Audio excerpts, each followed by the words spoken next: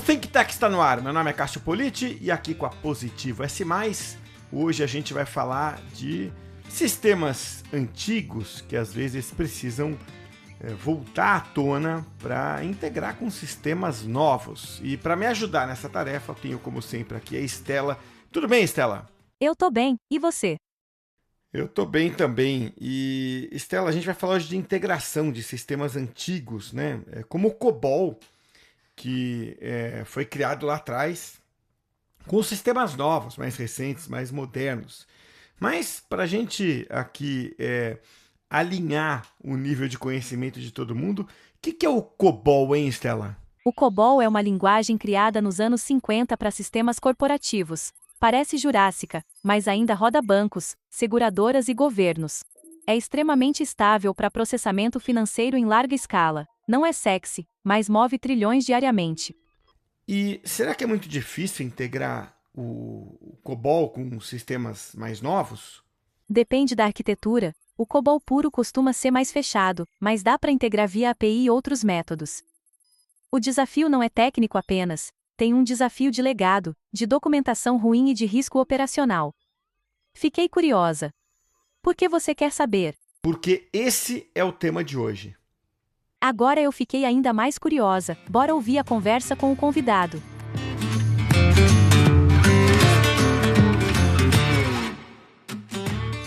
E para a conversa de hoje, tenho o privilégio de receber aqui no podcast o Fábio Nascimento, diretor de cloud da Equifax, que, olha, é uma empresa especializada em dados para uso em crédito, prevenção à fraude. Isso é muito, muito usado, né, em empresas que trabalham com finanças para uma tomada de decisão, né? Imagina se hoje você pode imaginar, por exemplo, conceder crédito para alguém sem que isso seja baseado em dados, né? Já não existe mais aquela coisa do antiga, né? Do analista de crédito que tem um feeling para saber se aquele cara que está na frente dele é um bom pagador ou um potencial mau pagador. Não, é tudo em dados.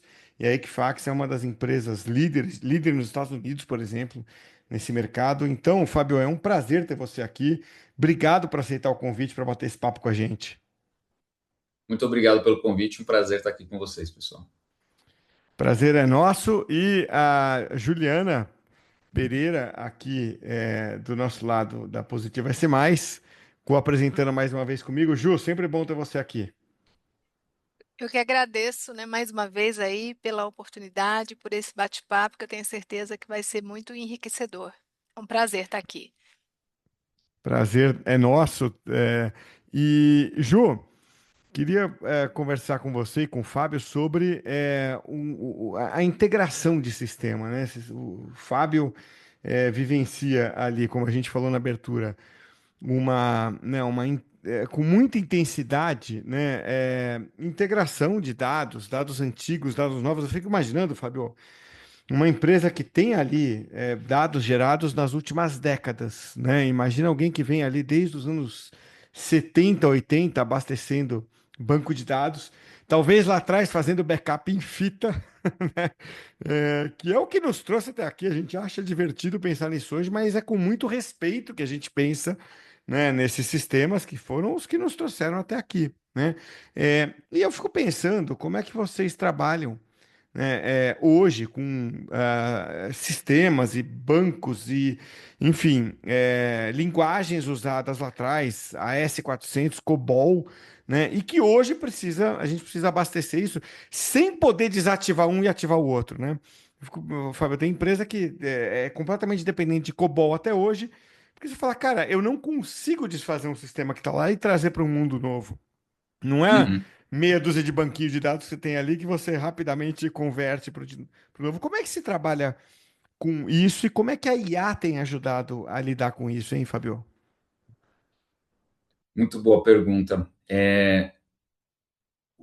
Assim, a gente não nasceu num mundo, nesse contexto que a gente está hoje, de IA, de cloud, mas a gente tem, acho que assim, a grande massa do nosso, por exemplo, segmento financeiro, mercado financeiro, ainda depende muito dessas tecnologias, principalmente do mainframe, o COBOL, e o desafio de levar isso tudo para para uma tecnologia mais atualizada, baseada em nuvem, demanda um esforço muito grande de entendimento do que foi desenvolvido, geralmente, como você disse, há décadas, né?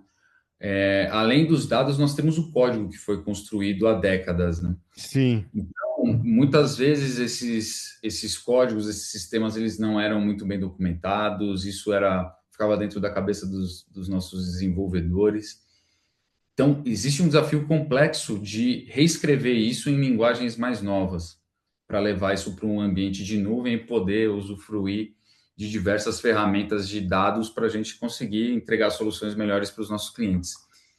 E falando um pouco sobre do que eu tenho feito na Equifax, o meu desafio é de descomissionar o AS400 que nós temos hoje, e isso significa levar os dados que estão armazenados lá para a nuvem do Google, e o foco principal está relacionado a sistemas de negativação de crédito, sistemas escritos há mais de 30 anos atrás, que muitas das informações estavam, como eu comentei, na cabeça dos nossos desenvolvedores.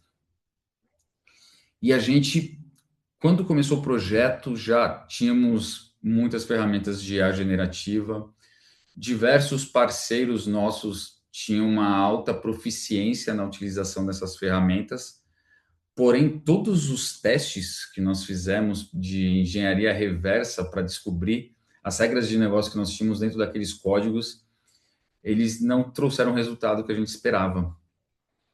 E a gente decidiu naquele momento, olha, a IA generativa não vai ajudar a gente aqui. Então a gente precisa pensar em outra coisa. A gente vai ter que trabalhar no modelo tradicional, fazendo essa engenharia reversa na mão. Porém, a gente não tirou o olho do que estava acontecendo no mercado. E de tempos em tempos a gente voltava a olhar para as ferramentas e ver como elas tinham evoluído para ajudar a gente com o nosso desafio. E no meio do ano passado, já num outro momento do projeto, um ano depois do início, a gente voltou as nossas atenções para a IA generativa e a gente começou a realmente ter os resultados que a gente esperava. A gente realmente começou a ter reversas que traziam detalhes das regras de negócio que eram aplicadas dentro do código, e a gente conseguiu ganhar bastante tempo com esse trabalho. Então, imagina que a pessoa que faz essa engenharia reversa, eu preciso de um conjunto de pessoas, eu preciso de um desenvolvedor que conheça, por exemplo, o COBOL, que domine o COBOL, eu preciso de um Product Owner que interpreta isso e transforma numa especificação para quem vai desenvolver o código futuro possa fazer. E quando eu fiz isso com AI, eu consegui, uma pessoa que conhecia os dados conseguiu tratar o código-fonte, identificar todas as regras de negócio e construir uma especificação que já foi direto para um dev codar e criar os novos sistemas. Isso trouxe um ganho para a gente assim muito grande, né? A gente fala de um trabalho que levaria dias ser feito em horas, né, por conta disso. Então a IA traz um ganho assim muito, muito grande de produtividade para a gente.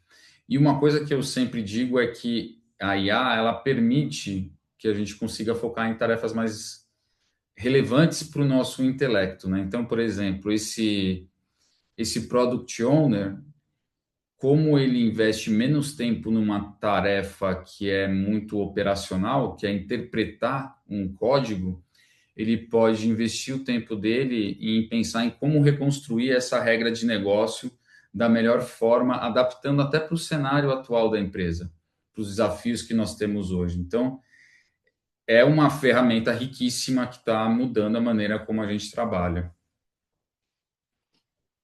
E, Ju, antes de. Eu sei que você tem a pergunta para o Fábio, mas eu queria tirar. Acho que é uma dúvida quase pessoal, Fábio, porque eu fico imaginando como é que é, por exemplo, um Claude, né, da Anthropic, que é eu acho uma IA fantástica para programação, assim, uso bastante. Outras também são, aí acho que tem também um pouquinho de preferência pessoal ali. Dá até Uhum. uma boa briga de bar, assim, né? Uma discussão de bar, não briga. Uma discussão no bar, não, eu prefiro essa, meio, né? Prefiro aquela, mas a gente está bem servido de várias, né? E o que me. Eu que sou um cara que se mete em TI sem ter a formação original em TI, eu vejo a minha capacidade ampliada em muitas linguagens, né? Coisas que, às vezes, frameworks que você nunca, às vezes, demoraria meses ou anos para ficar craque, com o auxílio de uma IA dessa, você está lidando bem com ele, trabalhando bem com ele em dias, né?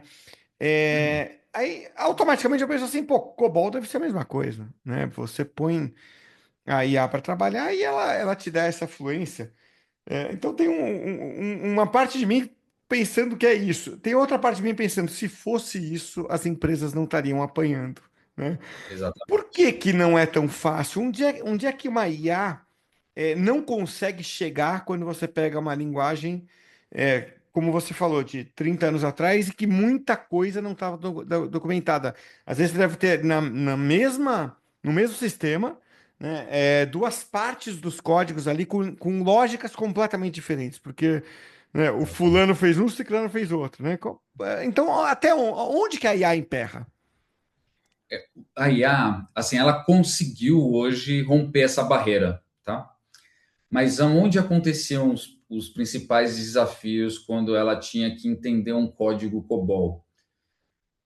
O COBOL, diferente de outras linguagens, ele tem também. Você coloca alguns comandos no COBOL onde ele interage com componentes que são muito específicos do ambiente dele, que são componentes do mainframe, né? Então, por exemplo, ele interage com o SIX, que é um outro componente dentro do mainframe que cuida das sessões.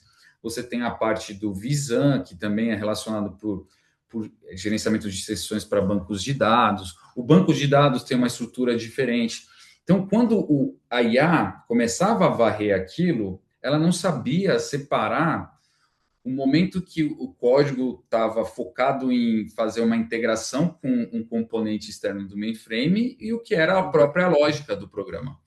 E aí ela se perdia, tá? Para E aí esse mapear, ela não, mapear era muito difícil, então. ela tinha essa dificuldade, mas isso Tá. já não era mais uma realidade. Hoje eles conseguem separar. Então, assim, e isso é muito interessante de como essas plataformas, esses LLMs, eles evoluíram ao ponto de realmente conseguir entender que aqui é código, eu estou falando do que vai ser entregue para o meu cliente, estou falando de negócio, e aqui eu estou falando de uma integração entre o código, o meu sistema, com um banco de dados, com um gerenciamento de sessão dentro do mainframe. E eu acho que aqui acho que a coisa mais impressionante é o quanto tem evoluído rápido, né? Esses modelos eles estão evoluindo muito rápido. Eu acho que assim claro, cada versão traz um salto considerável porque você já tem um conjunto, um universo de instruções que foram passadas para esses modelos em treinamentos anteriores. Então você só aprimora, né? Mas a gente percebe que tem uns ganhos muito, muito grandes, né? Então, você comentou da Anthropic, né? Eles, no Opus, acho que é Opus 4.6, eles divulgaram um estudo onde 16 agentes rodando o Claude criaram um compilador C, sozinhos. Eu não sei em quanto tempo foi, mas foi questão de 1, 2 semanas. Sozinhos, eles se gerenciaram, eles Caramba. fizeram tudo, tá? Eles se coordenaram. Essa é a parte assim, essa é a parte mais impressionante, né? 100% autônomos, eles gerenciaram todo o backlog, tudo que precisava ser escrito, eles fizeram isso sozinhos.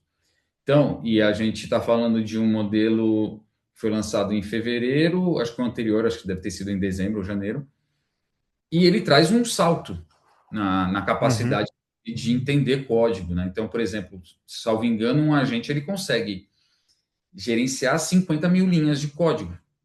Ele tem aquilo na memória dele, 50 mil linhas de código. Nenhum ser humano consegue dominar 50 mil linhas de código. Então, você ter. E aqui não é. A gente não elimina o fator humano. O humano vai ter que trabalhar de uma maneira totalmente diferente com o agente, com a IA. E aqui tem um ponto que é o quê? As empresas, quem está no negócio de tecnologia, tem que ficar muito atento, porque é um mercado que ele está passando por um avanço muito grande e é nesse momento que você está muito sujeito à disrupção, né? Uhum. Então, tem que acompanhar isso de perto. Não vão ser todas as empresas que vão acompanhar isso de perto. Você vai ver empresas que vão adotar isso muito rapidamente. Existem outras empresas que elas estão ocupadas com seus problemas do dia a dia e isso vai passar batido e elas vão ser surpreendidas por competidores que vão ter um ganho de eficiência muito, muito grande.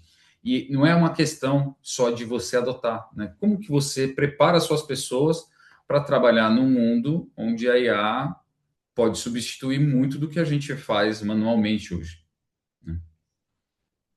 Então isso Perfeito. está sendo muito interessante ver isso tudo acontecendo. Desculpa, Jô, não queria perder o Imagina, gancho aí para imagina. Acho que trocar essa figurinha com o Fábio. vai conectar aqui também com a pergunta, né? Porque a gente está falando aqui de IA como ferramenta de produtividade, mas aí é onde entra o equilíbrio com o humano, né, Fábio? No seu caso aqui, a adoção ela veio depois também de um trabalho intenso ali de formação do time, construção, né, cultural ao longo ali de mais de um ano, como você comentou. E aí eu queria entender com você como que foi essa jornada, né? Quais foram os principais aprendizados, os desafios ao preparar essas pessoas, né? Antes de escalar o uso da IA. Uhum. Queria que você falasse um pouquinho para a gente dessa sua experiência, né? Dessa jornada. Ah, claro. Eu acho que para mim, o desafio foi muito grande porque eu fui contratado para liderar esse desafio da migração para a nuvem.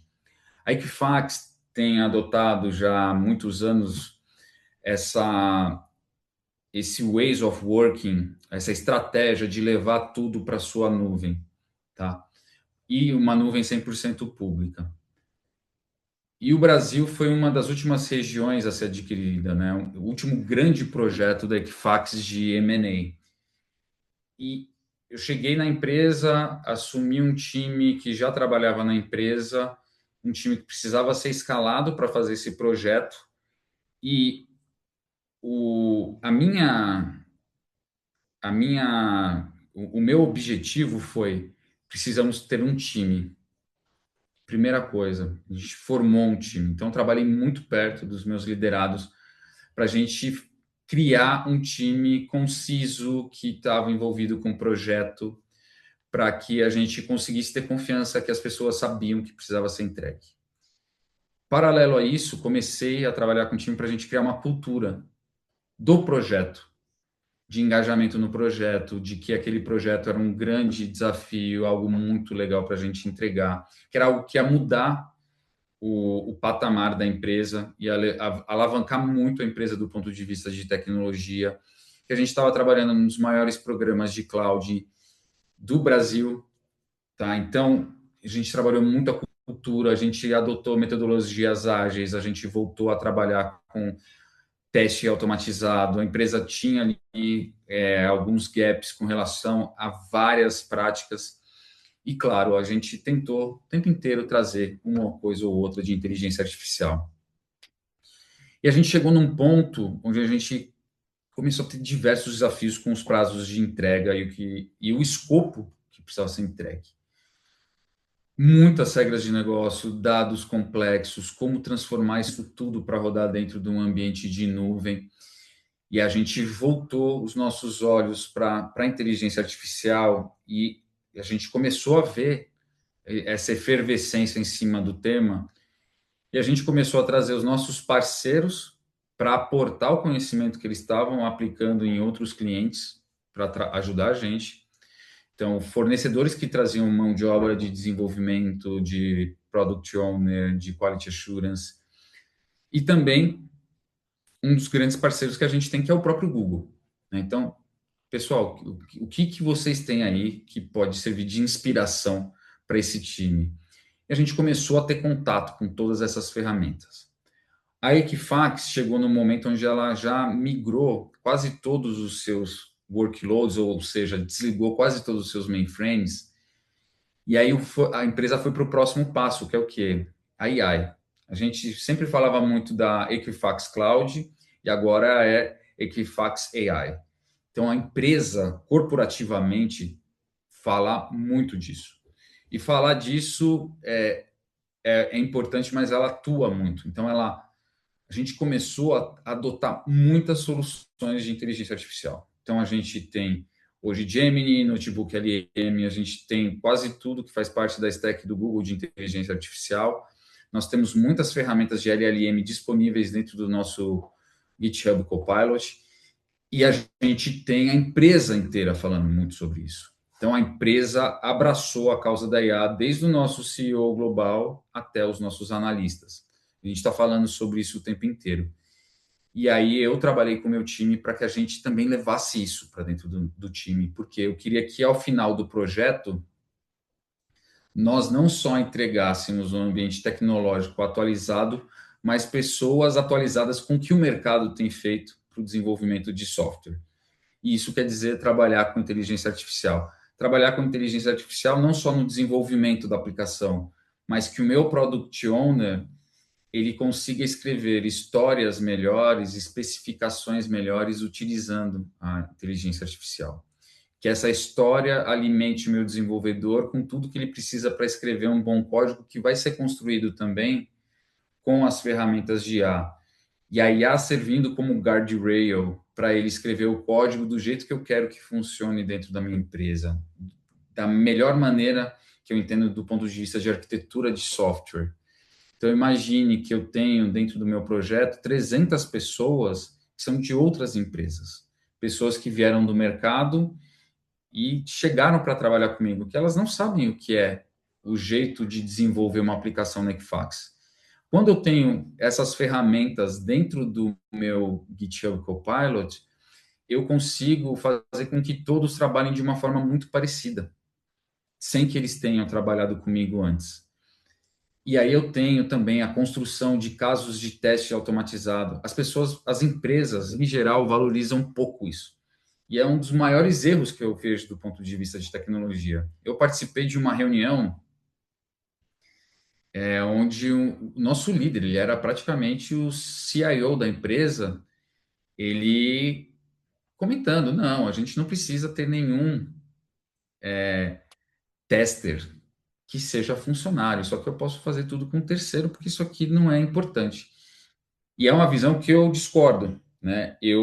Para mim, tem que ser o contrário. Eu tenho que ter pessoas dentro de casa, eu tenho que investir nessa prática, porque é ela que vai garantir que eu terei sossego quando eu fizer a minha implantação em produção, que eu vou reduzir o número de bugs, que eu vou garantir a melhor experiência para o meu usuário final. Então, tudo isso é muito beneficiado pelo uso de inteligência artificial.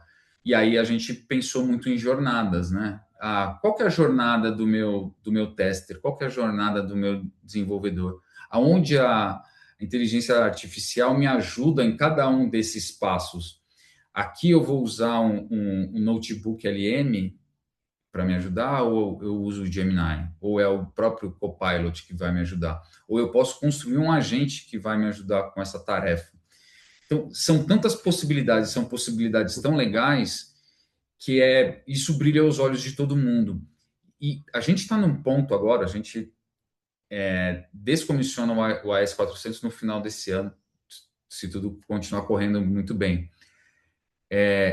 A gente está num momento onde a gente tem um time muito conciso. Eles se enxergam como um time, sabe? Só comentando um pouco sobre o que aconteceu no final do ano. Eu tenho 70 pessoas que estão na Índia trabalhando.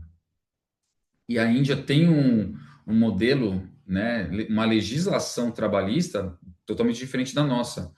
Eles não têm hora extra e eu não posso pagar nada que não esteja no contrato para eles. Então, é um desafio muito grande trazer essas pessoas para um esforço extra onde eu preciso compensar um atraso com horas extras. E o time, eles se organizaram para fazer a entrega que foi feita no final do ano. Então, tem um nível de engajamento no projeto muito grande. Quando você tem um time que está rodando dessa forma e você traz um desafio para adoção de inteligência artificial, o time abraça muito facilmente. Eles se empolgam e eles querem, tipo, pô, eu estou fazendo isso na minha squad, quero compartilhar com todo mundo. É muito legal, porque a coisa ela acontece de uma maneira orgânica, sabe? É uma pessoa ajudando a outra, compartilhando a melhor prática e todo mundo se ajudando e a coisa crescendo muito. Então, é muito bacana. Então, assim, eu penso, né, que na medida do possível as empresas deveriam pensar dessa forma, né? Você tem que pensar muito na cultura, qual que é a cultura da empresa que você quer para o futuro e como essa cultura se encaixa com o uso da inteligência artificial, né? A cultura ela é muito forte, né? Tem, como chama, o Peter Drucker, né? Ele cunhou aquela frase, né, de que a cultura come a estratégia no café da manhã. E vai ser a mesma coisa com a inteligência artificial. Não adianta, se você não tem uma cultura empresarial que permite a adoção da inteligência artificial, as pessoas vão derrubar. As pessoas precisam se sentir seguras, as pessoas precisam entender que o trabalho delas vai melhorar adotando IA, porque senão as pessoas boicotam, né? Isso, assim, o ser humano sempre coloca obstáculos em coisas, em mudanças que podem afetar a sua maneira de trabalhar. O ser humano, né, assim, a gente sempre tem uma resistência à mudança. Imaginem, vou adotar IA, vai acabar meu trabalho. Para com isso, eles vão começar a bloquear. Então, se você não cria um ambiente onde as pessoas se sentem seguras, que o trabalho dela vai evoluir e ela vai investir mais tempo em fazer algo que é mais interessante do que em ficar fazendo um trabalho burocrático e administrativo, elas vão ter resistência e você não troca a sua empresa inteira de uma hora para outra, né? Então, eu acho que é um grande investimento que tem que ser feito antes de uma estratégia de IA bem sucedida. Tem barreira em outras áreas, o Fábio? Você tem sentido isso? Porque eu acho que assim, quem trabalha diretamente com TI e dados encara de um jeito. Não estou falando que uma área é melhor que a outra, tem uma cultura mais, a cabeça mais aberta. É que o benefício é muito rápido, é muito evidente né, no uso. Como a gente estava falando aqui, usa um Anthropic, usa um Copilot integrado com GitHub. Cara, isso Uhum. torna a tua vida mais fácil. Claro que vai ter sempre aquele cara mais que vai reagir diferente, ou por vaidade, ou por medo, mas isso é exceção. Em geral, TI. Eu não acho que outras áreas tenham, assim, ainda uma resistência diária, cultural. Talvez seja uma coisa mais individual. Mas aonde eu quero chegar? Tem que, de algum jeito, fazer um letramento com certas áreas ou com certas pessoas para dizer, olha, cara, o benefício está aqui, vai mudar o jeito de trabalhar, mas o benefício muito claro está aqui. Você teve que fazer um letramento ou foi uma coisa mais fluida, mais tranquila, na empresa como um todo? Não, você trouxe um ponto muito bom, porque eu, em um momento do projeto, eu tomei uma decisão de trazer um parceiro para ajudar a gente, e o meu foco era muito, eu quero que vocês usem AI, porque eu tenho certeza de que o que precisa ser feito aqui, vocês vão fazer muito rapidamente adotando IA. E aí a gente começou a interagir com esse parceiro, eles começaram a trabalhar no backlog, trabalha, e as coisas não saíam. Só que assim, eles são muito bons. Do ponto de vista de engenharia de software, esses caras são muito bons. E eu falei assim, meu, o que está acontecendo, né? E aí a pessoa que lidera esse projeto comigo, dentro desse parceiro, me confessou, olha, eu tô encontrando resistência dentro do meu time para fazer isso. Eles têm muito orgulho do código que eles entregam, do quão bom eles são, e eles não querem trabalhar com IA. Falei assim, olha, respeito, mas vocês estão demorando muito para entregar coisas que são simples. Eu não estou pedindo para você construir um sistema super complexo, tá? Onde você tem que pensar em regras super complexas, nada do tipo. Estou pedindo para você desenvolver uma regra de negócio, uma regra de padronização de dados usando Java para que todos os dados que chegarem com data que estejam no mesmo formato depois que passar por esse programa. Não estou te pedindo rocket science. E, e aí o time dele simplesmente não, se negou. Tá? E eu tenho ouvido muito de outras empresas, de pessoas de desenvolvedores que têm mostrado relutância em utilizar a ferramenta de inteligência artificial, e eu entendo o ponto deles.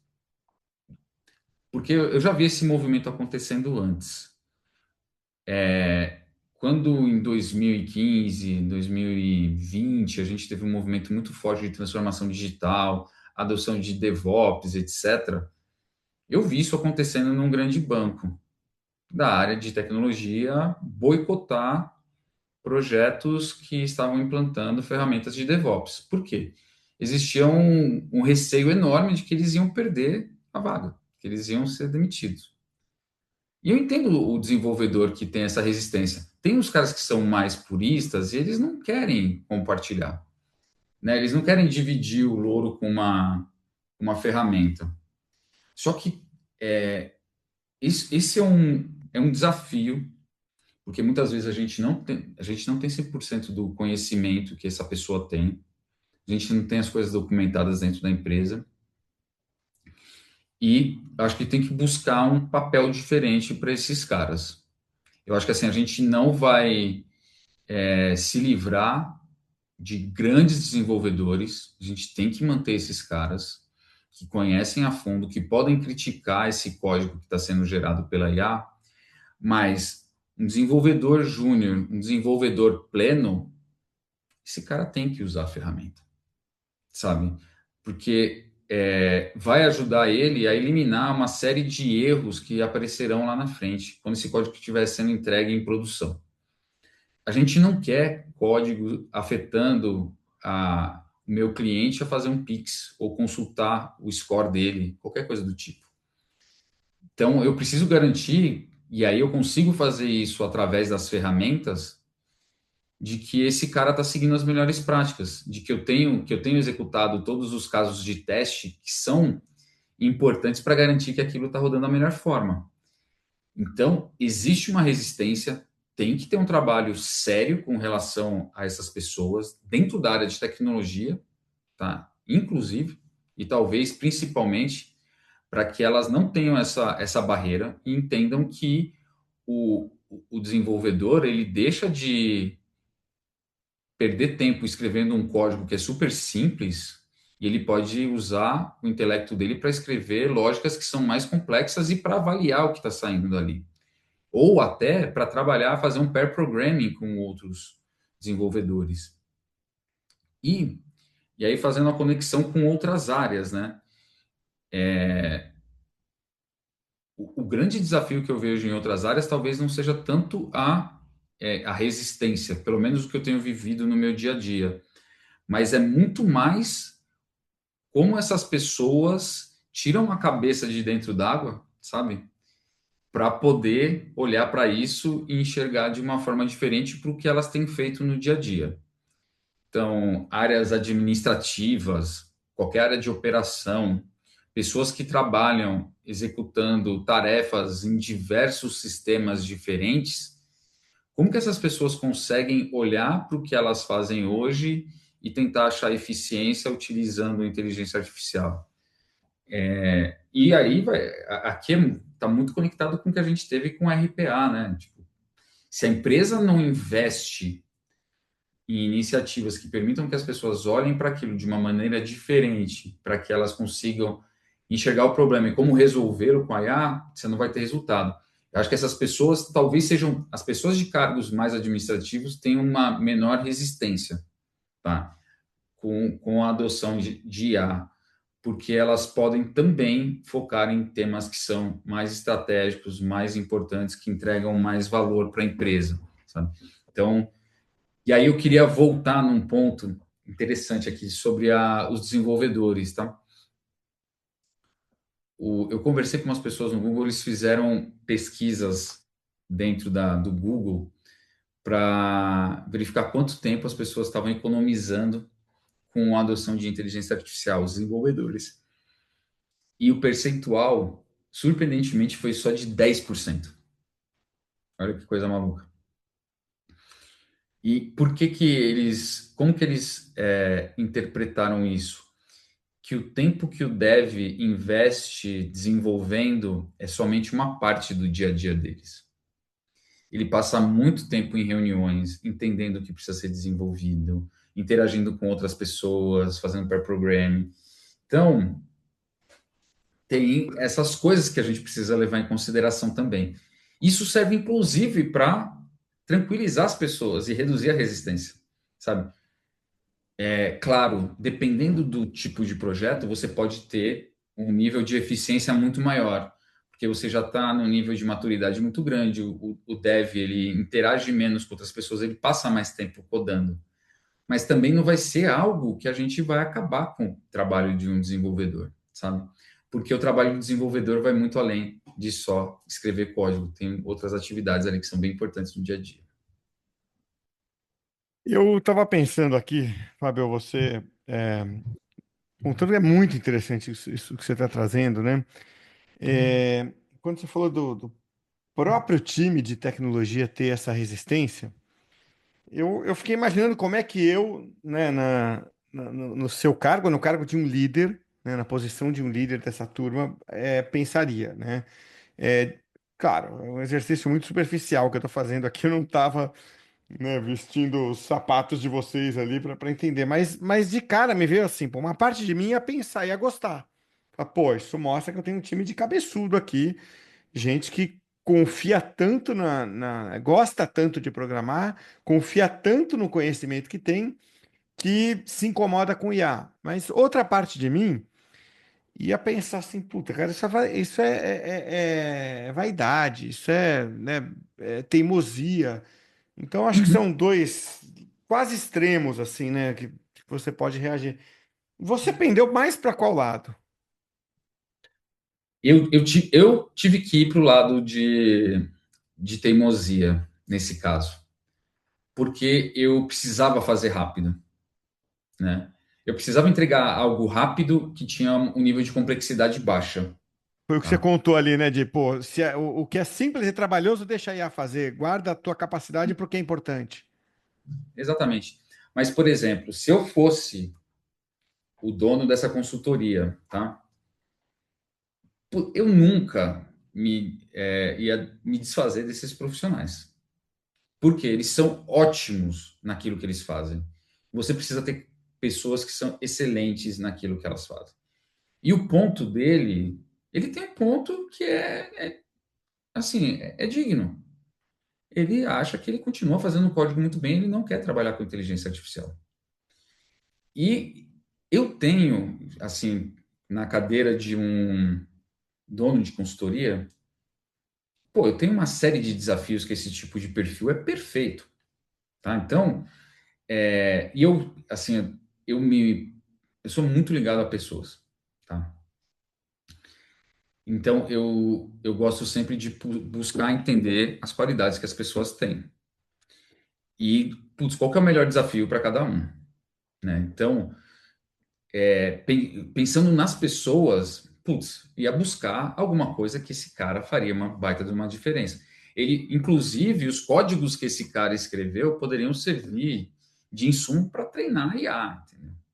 Porque esse cara provavelmente ele é um ótimo engenheiro de desenvolvimento, que escreve um código muito bom, que é muito bom em arquitetura de software. Então, tem muitas qualidades nessa pessoa que a gente que têm que ser aproveitadas, né? E a riqueza de um time é ter pessoas com características diferentes, né? Então você precisa ter esse tipo de perfil diferente. Você precisa ter perfil dissonante. Você não pode ter um time onde todo mundo concorda com você. Tem que ter o cara é dissonante, o cara não concorda e ele te faz pensar por que que ele não concorda. Tem que parar e pensar, cara, talvez ele tenha um ponto ali. Tem que prestar atenção nisso. Se todo mundo concorda com você, algum problema tem. Porque se você estiver errado, vai todo mundo junto com você, né? Vai todo mundo pro Eu já buraco. vi uma frase, não é do Peter Drucker que você mencionou. Putz, mas é de alguém famoso, assim, que falou: quando duas pessoas concordam em tudo, só tem uma pensando. Alguém desistiu, né? Então, é difícil. Precisa ter, tem que discordar para a coisa dar certo. E assim, quando a gente fala, principalmente de sistemas críticos, né? Assim, escrever um código 100% na mão de IA é muito difícil, é muito complicado você confiar naquilo, né?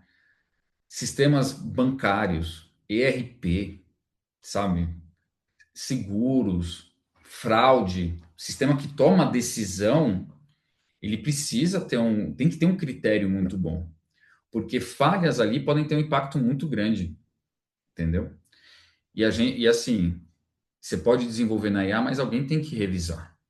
Você tem que trabalhar em conjunto. Você não pode delegar 100% de um sistema crítico para a gente desenvolver, entendeu? A gente não chegou lá ainda.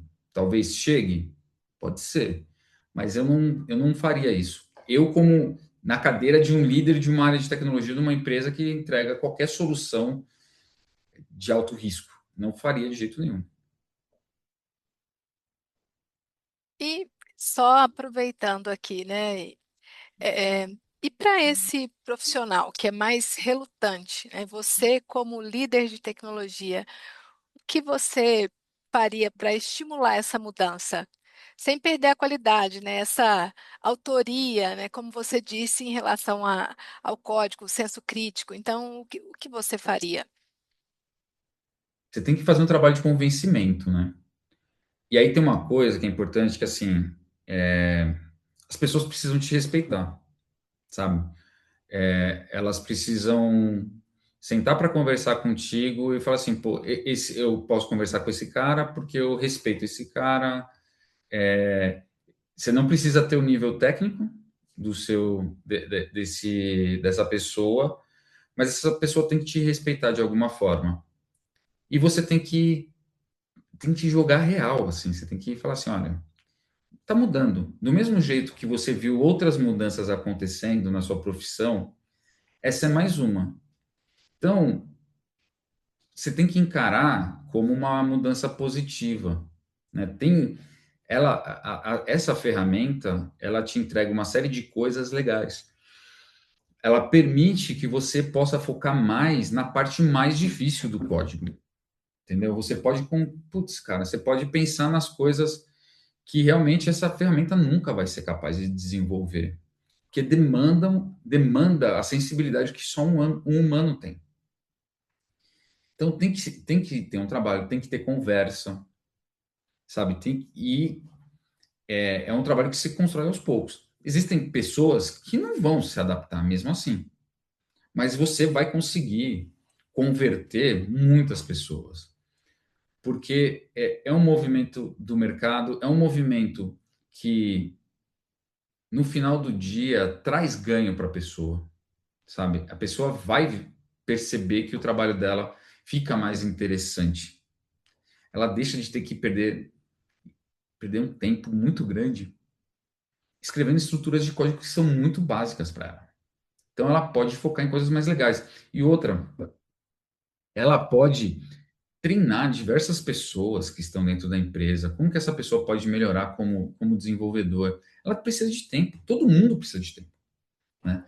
Então, tem que ser muito esse discurso, né, de que essa pessoa está aprendendo uma skill nova, de que é algo que é super relevante para o mercado, que é como a gente vai trabalhar, e tem que persistir. Existem pessoas que vão se adaptar, existem pessoas que não vão, e dependendo do cenário, você tem que optar por poxa, não é o tipo de profissional que faz sentido para a minha empresa, e você tem que desligar. E a empresa, e a pessoa vai ser muito feliz em outro lugar, sabe? Vai ter mercado para todo mundo. A gente fala do COBOL aqui, a gente está trabalhando para descomissionar o COBOL, mas há 26 anos atrás, 27 anos atrás, o COBOL estava começando a ficar esquecido e houve um boom no mercado de profissionais de COBOL para resolver o bug do milênio. O COBOL não vai acabar agora, né? A gente tem ainda muitas empresas que usam mainframe, AS400, o COBOL continua lá. A pessoa vai precisar se atualizar porque em breve vai sim acabar. Mas tem mercado para todo mundo. O mercado é muito grande. Só que se você quer trabalhar numa empresa de ponta, o jeito que a engenharia de software está evoluindo é uma pessoa trabalhando com inteligência artificial, com agentes, com o que for. Então, acho que não é um caminho meio que sem volta. Como líder, você tem que fazer essa transição, porque não é justo, sabe? Tipo, beleza, agora você não serve mais, você descarta pessoas. Pessoas não são descartáveis. Você tem que trabalhar, dar oportunidade, insistir. E aí, dependendo do momento, você toma uma decisão de que não faz mais sentido, mas a gente tem que investir nas pessoas. Excelente. Concordo plenamente. Muito bom. Puxa, Fábio, muito gostoso conversar com você. Você trouxe para a conversa, né, uma mescla de tecnologia, que é o core do nosso podcast, de IA, que é o momento que a gente está vivendo, e pessoas, que é o tema que a gente sempre, quando vai falar de estrutura organizacional, cai em pessoas, não tem jeito, né? Termina a Uhum. conversa sempre em pessoas. Então, eu te agradeço muito pelo papo. Privilégio poder conversar com você. Muito obrigado, viu, Fabio? Muito obrigado, pessoal. Muito obrigado pelo convite. Muito legal essa conversa. Contem comigo porque vocês precisarem, se quiserem marcar outros papos aí no futuro, estou super à disposição. Vamos sim. Torço muito aí pelo sucesso de todos vocês. Só fazer um ponto aqui sobre a Positivo. Putz, muito legal, uma empresa brasileira de tecnologia. Legal estar aqui com vocês, representando o nosso país nessa conversa. Obrigado. Tá E bom, obrigada. contem comigo, muito sucesso para todo mundo. E vamos junto, pessoal. A IA está aí para a gente se divertir muito, aprender bastante e crescer profissionalmente. Puxa, muito obrigado pelas palavras aí tão gentis. Ficamos honrados, e muito sucesso para você também aí, Fabio. É, e Jô, obrigado por estar mais uma vez também com a gente. Obrigada, gente. Foi muito bom. Obrigada, Fábio. Obrigado, Um gente. abraço, gente.